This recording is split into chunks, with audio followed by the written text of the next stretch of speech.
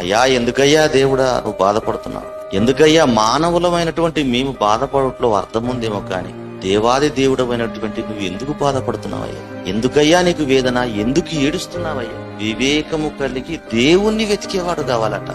ఎవరు వెతుకుతున్నారమ్మా దేవుణ్ణి? దేవుని మార్గాన్ని ఎవరు వెతుకుతున్నారు? పిల్లలు ఎదిగితే అబ్బాయిలు ఎదిగారు అనుకోండి, కొడుకులకు ఎవరిని వెతుకుతున్నారు? అమ్మాయిల్ని వెతుకుతున్నారు. అమ్మాయిలు పెద్దగిన తర్వాత అమ్మాయిల కోసము అబ్బాయిల్ని వెతుకుతున్నారు. వెతకొద్దు అన్నది కాదు దేవుని ఉద్దేశం, వెతకాలి. పెళ్లిళ్ళైతే బట్టలను వెతుకుతున్నారు.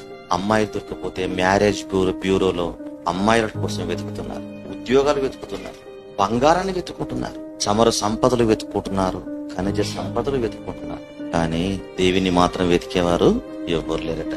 ఆయన బాధ ఏంటంటే, ఆ దేవుని బాధ ఏంటంటే, ఇన్నిటినీ వెతుకుట్లో సఫలమవుతున్నటువంటి మీరు నన్నెందుకు వెతకడం లేదు అంటున్నాడండి దేవుడు.